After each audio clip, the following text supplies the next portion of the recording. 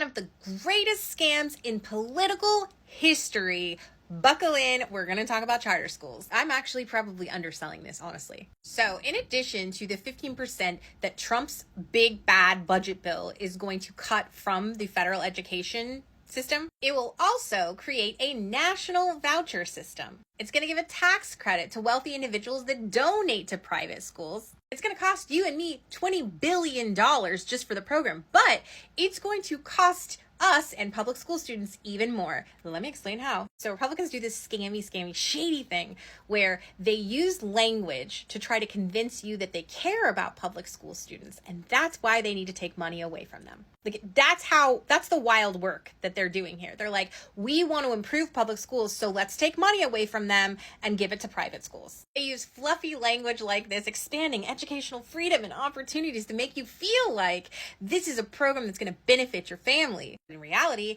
it's all a ruse. It's all a scam, because what they're doing is they're cutting money from public schools while they improve private schools. And this is another handout to the rich. Winsome Earl Sears does this exact thing. Go look at this op-ed that she wrote back in January of last year. Winsome Earl Sears is a Republican. She's lieutenant governor serving under Virginia's Governor Glenn Youngkin, who's also a Republican. And she uses this language to pull on your heartstrings. Like, these students aren't being serviced by public schools well enough, so let's make these charter schools to address the needs of those students. Which initially might sound like a great idea until you realize this is the same party that doesn't want to pay for school lunches. Be so for real and look me dead ass in the face and explain to me why children can go hungry, why Republicans won't pay for school lunch programs, but they'll pay for private schools. Republicans won't vote on responsible gun legislation that will protect our students in schools, but they'll make more private schools. These are the same Republicans that want to cut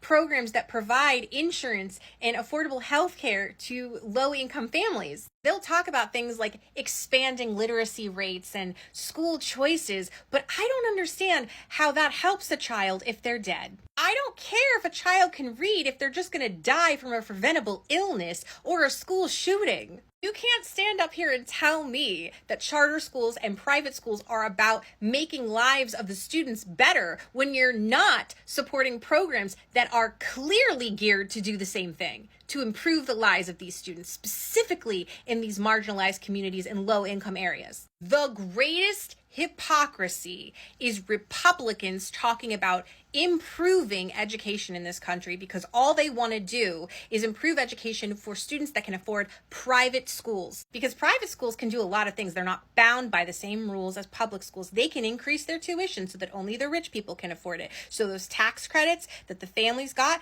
they're not going to matter. If you get a $5,000 tax credit, but tuition is $25,000 or $30,000 a year, how is that getting your child into private school? It's not if you can't subsidize it. You know what it will do? It will allow these private schools the freedom to introduce their own curriculum that is faith-based. It will allow religion in the schools. Winsome Earl Sears is a proclaimed Christian. She's written a book about Christianity and her faith. It's not hard to understand why she wants to de-center public education. She wants to defund public education so she can put those dollars into education that can use curriculum that also pulls from her faith, that supports her faith, that supports her narrative of the world, which is through a Christian lens. That is not what the founders of this country intended. That's not what the Commonwealth of Virginia wants. And just on a personal level, as a former teacher, it's really making me angry that they continue with this ruse that they're out here to help the children when they are the most anti-life party in all of their voting records. With all of their policies and initiatives, none of them are child-centered. None of them focus on the whole child. This is the party that wants to send children back to work. They want to remove child labor restrictions. Do not stand in front of me and tell me this is about the kids. Now, I know a lot of people are frustrated with the Democratic Party. Valid. But the one thing that they are is consistent in public education, and they're supporting of that. And I am a big proponent of don't let perfect be the enemy of the good. So I appreciate candidates like Abigail Spanberger, who used to be a teacher, who has 3 kids in public school. So she has a stake in public education, a very real and consistent stake in public education. She's not trying to take money away from public schools to give it to people who already have tons of money. She's trying to take the money and put it towards programs that are going to help all students. Listen, when all students learn, when all students grow, the society at whole benefits. Studies show this. In conclusion, here's scam propaganda that I'm not falling for in 2025, and that is defunding public schools to give to charter and private schools. Unless you're making millions or billions of dollars, it's gonna cost you more. It's gonna cost us more. And more importantly, it's gonna cost our students.